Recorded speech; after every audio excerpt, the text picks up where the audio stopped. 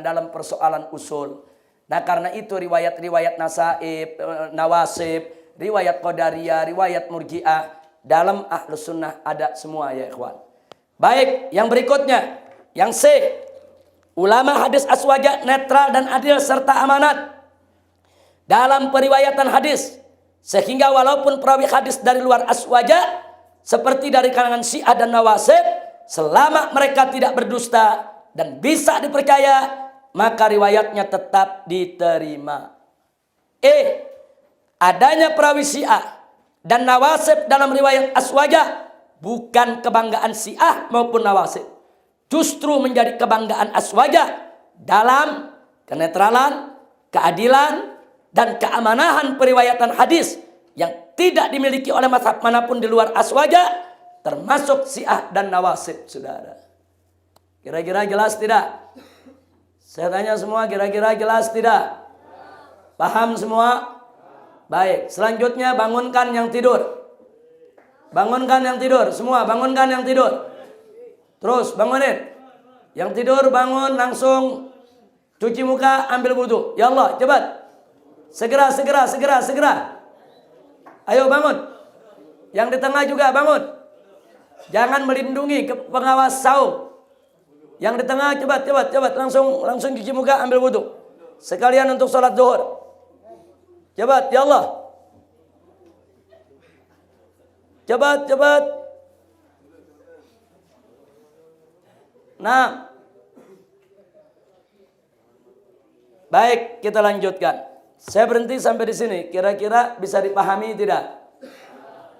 Nah, jadi jangan nanti kalau kita katakan Syiah ada yang muslim, ada yang kafir. Oh, ini bela Syiah. Ini biasanya ngomong begini orang-orang Wahabi, saudara. Jadi mereka ini tidak ilmiah, ngomong seenaknya, saudara. Nah, jadi seenaknya menuduh itu memang ciri-ciri khas daripada kalangan Wahabi. Jangan main tuduh Syiah, saudara. Nggak boleh. Nah, jadi kenapa kita nggak mau seenaknya mengkafirkan Syiah? Karena memang fakta riwayat Syiah ada diterima di kalangan ahlus sunnah. Karena itu mari kita lihat, saudara, halaman 140 dan 141. Jadi bagaimana sih sikap aswaja terhadap riwayat Syiah? Perhatikan. Imam Az-Zahabi dalam kitab Mizanul I'tidal juz 1 halaman 29 nomor 2, tatkala mengulas tentang seorang perawi Syiah bernama Abban bin Taglib bin Rabah Al-Qari Al-Kufi yang wafat tahun 181 Hijriah. Diambil riwayatnya oleh Imam Muslim, Abu Daud dan Nasai, serta disikohkan oleh Imam Ahmad ibn Hanbal dan Imam Yahya ibn Ma'in dan Imam Abu Hatim. Ini ulama hadis semua, saudara. Nah, lalu apa kata Imam Zahabi? Mari kita lihat, saudara. Jadi di sini disebutkan, saudara, bahwa baik Imam Ahmad ibn Hanbal maupun Yahya ibn Ma'in maupun Abu Hatim sepakat menyatakan bahwa Abban bin Taglib Syi'i jalad lakinnahu saduq falana sidquhu wa alaihi bid'atuh. Apa dia bilang? Ini yang namanya Abban bin Taglib Syiah tulen. Itu kalau disebut Syi'i jalad. Syiah tulen, 100% Syiah. Walakinnahu saduq. Akan tetapi orangnya jujur, bisa dipercaya, nggak pernah berdusta. Lalu apa kata para ulama? Falana sidquh. Maka bagi kami kejujurannya. Wa alaihi bid'atuh. Dan atas dia bid'ahnya. Jadi kalau dia ngikut Syiah, ini ada banyak bid'ah dalam Syiah yang dia yakini, ya bid'ahnya urusan dia. Tapi urusan dia jujur, dia nggak bohong, riwayatnya kami terima. Saya tanya, sikap ahlus sunnah arif tidak? Bijak tidak? Bijak, saudara. Ini fakta, saudara. Nah, jadi berarti dalam Sahih Bukhari Muslim ada nggak perawi Syiah? Ada. Diakui oleh ulama-ulama, saudara, ulama hadis. Nah, baik, selanjutnya Imam Zahabi mengajukan pertanyaan, tapi beliau sendiri yang jawab. Beliau katakan, kaifa saga tawthiki mubtadi wa haddus thiqatil adalatu wal itqan. Fa kaifa yakunu adlan man huwa sahibu bid'atin. Jadi Imam Zahabi mengatakan bagaimana bisa mempercayai seorang ahli bid'ah. Si A itu kan ahli bid'ah, di luar ahlu sunnah ahli bid'ah, saudara, secara umum. Bagaimana bisa kita terima riwayatnya? Padahal batasan thiqah itu adalah adil dan tekun. Dan bagaimana seorang ahli bid'ah di luar ahlu sunnah bisa dikatakan adil? Nah, beliau katakan jawabnya annal bid'ata ala darbain. Bahwa bid'ah itu ada dua macam. Fa bid'atun sughra, ada bid'ah yang kecil, kagulu wit tasayyu, awit tasayyu bila gulu. Nah, seperti tasayyu yang berlebihan atau tasayyu seperti saudara di sini disebutkan berlebih dalam tasayyu, atau seperti tasayyu tanpa berlebih.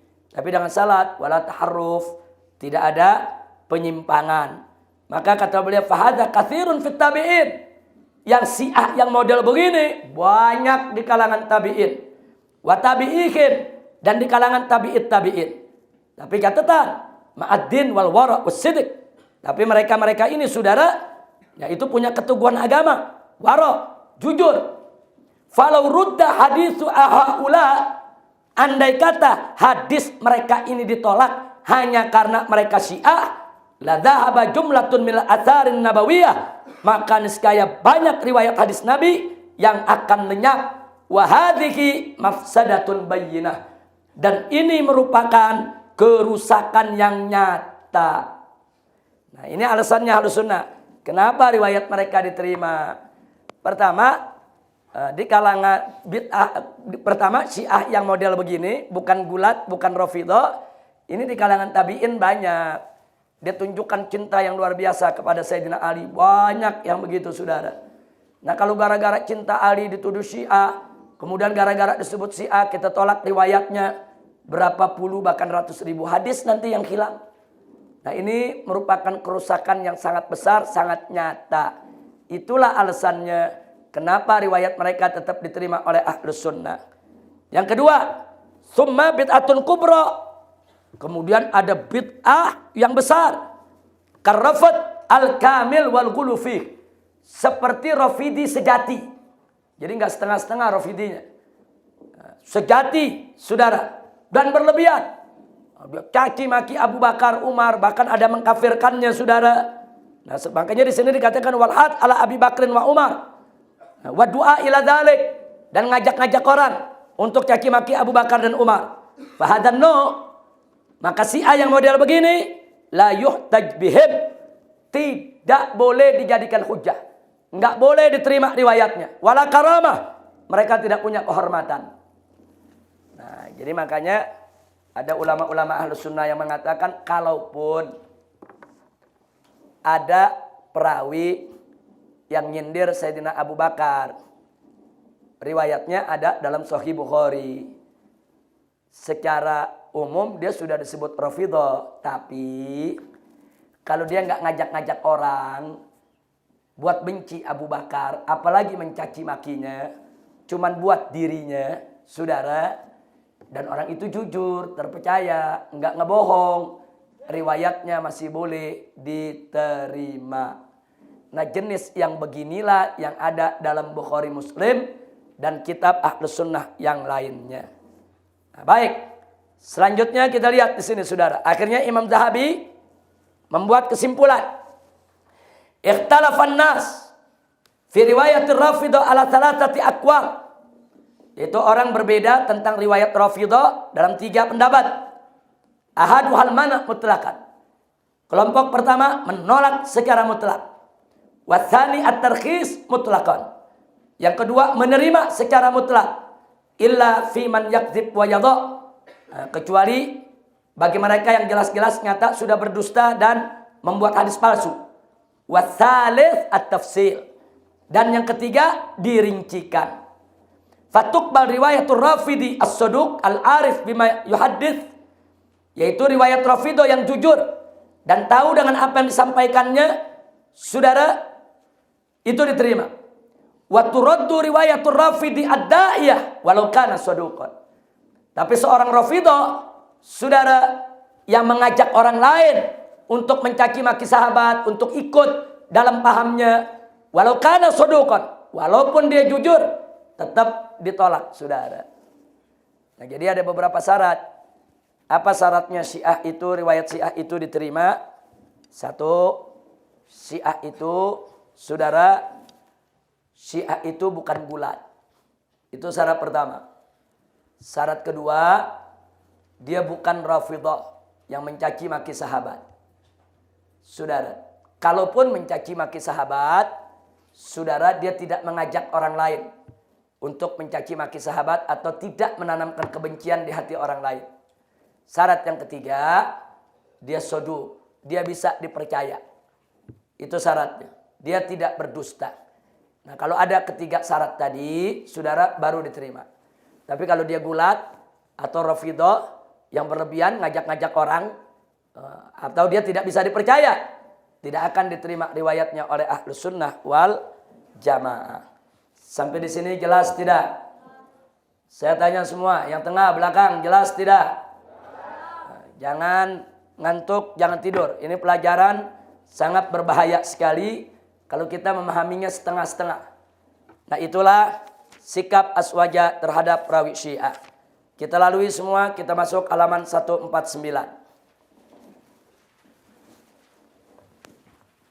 Di halaman 149, saudara,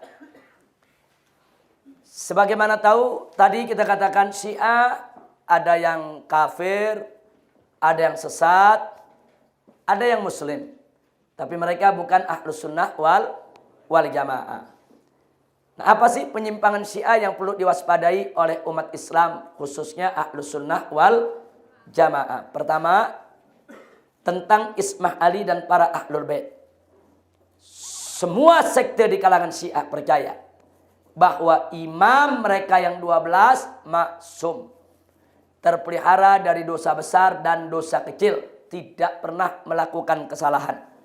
Ini di halaman 149 ada nama-nama, yaitu imam yang dimaksumkan oleh Syiah. Nah, yang dimaksud Ismah Ali dan para imam Ahlul Bait, saudara, jika, nah perhatikan, jika yang dimaksud Ismah, maksumnya Ali dan Ahlul Bait, hanya sebatas bahwasanya mereka itu dipelihara dan disucikan oleh Allah dengan argumentasi firman Allah dalam surat Al-Ahzab ayat 33 tentang jaminan pensucian keluarga Nabi, maka itu tidak jadi masalah. Kenapa? Karena Ahlus Sunnah juga mengakui bahwa ada jaminan pensucian Ahlul Bait dari Allah Subhanahu wa Ta'ala. Nah, kalau bentuk ismah yang dimaksud itu, maka Ahlus Sunnah, saudara, tidak akan mengkritisi, tidak akan, saudara, menolak dengan keras. Nah, ini yang perlu kita ketahui. Kenapa, saudara? Karena Aswaja pun meyakini tentang pensucian Ahlul Bait Nabi dengan iradah syar'iyah. Ada iradah kauniyah, ada iradah syar'iyah. Iradah syar'iyah artinya, ya, Allah berkehendak untuk, saudara, mensucikan Ahlul Bait. Tapi, saudara, Ahlul Bait dituntut oleh Allah untuk melakukan amal agar disucikan oleh Allah Subhanahu wa Ta'ala. Itu namanya iradah syar'iyah, saudara. Nah, kalau iradah kauniyah tidak. Artinya udah pasti disuciin. Dia mau beramal, nggak beramal, disuciin. Kalau iradah syar'iyah enggak, dia disuciin. Tapi ada sebab. Sebabnya dia beramal soleh dulu. Kalau dia nggak beramal soleh, jaminan pensucian tidak ada. Nah, kalau yang dimaksud oleh Syiah ismah semacam ini, ya di Ahlus Sunnah juga ada. Tapi kalau yang dimaksud oleh Syiah ismah itu jaminan kauniyah, mau beramal atau tidak beramal, 12 imam sudah suci, sudah maksum, mustahil melakukan dosa, ini ditolak oleh Ahlus Sunnah wal Jamaah. Bagi Ahlus Sunnah itu pendapat bid'ah, saudara, mengada-ada dalam agama. Nah, kalau iradah syar'iyah, saudara, bukan Ahlul Bait lagi yang dapat. Nah, kita lihat para sahabat juga dapat. Nah, kita lihat aja dalam surat Al-Maidah ayat 6. Allah menyatakan faqala ta'ala, "Ma yuridullahu liyaj'ala 'alaikum min haraj, walakin yuridu liyutahhirakum." Jadi sahabat juga dapat jaminan pensucian. Nah, begitu juga saudara segenap orang beriman dalam surat Al-Anfal. Allah menyatakan wa yunazzilu 'alaikum minas sama'i ma'an liyutahhirukum bihi. Nah, jadi di sini ini namanya pensucian syariah, saudara. Orang wudu jadi suci, kalau enggak wudu enggak suci, saudara. Itu namanya iradah syariah. Jadi sekarang kita kembalikan kepada Syiah. Kalau yang dia maksud isma, iradah syariah, saudara, kita tidak komentar. Tapi kalau yang dia maksud isma itu hara sama sekali dari dosa besar kecil, maka kami dari Ahlus Sunnah menolak. Karena bagi Ahlus Sunnah yang maksum hanya Nabi dan Rasul. Selain itu tidak maksum. Kira-kira jelas tidak? Nah, jadi ini salah satu penyimpangan yang pertama. Yang kedua, kepalsuan Al-Quran. Saudara, ada yang mengatakan begini, Ahlus Sunnah jangan memfitnah Syiah. Masa Ahlus Sunnah mengatakan Syiah punya Quran sendiri? Masa Ahlus Sunnah mengatakan Syiah itu Qurannya beda dengan Qurannya umat Islam yang lain? Nah, jadi kalau Ahlus Sunnah mau memfitnah, jangan sembarangan. Kalau benar kami punya Quran sendiri, coba buktikan kepada kami, kata Syiah nih. Di mana Quran kami? Enggak ada. Anda silakan jalan-jalan ke negeri kami, jalan-jalan ke Iran, jalan-jalan ke wilayah Syiah, masuk ke masjidnya, Qurannya sama dengan kita. Enggak beda. Saya pernah datang ke Iran, saya masuk ke masjid-masjid Syiah, banyak Quran di sana. Saya ambil satu, saya baca, sama. Enggak ada beda.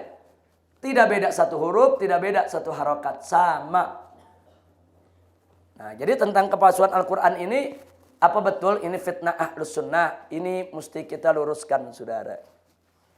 Makanya kita sebagai Ahlus Sunnah, kalau ingin mengkritisi mazhab lain, pilih ungkapan yang tepat. Kalau kita katakan Syiah punya Quran sendiri, nanti kita ditertawakan oleh Syiah.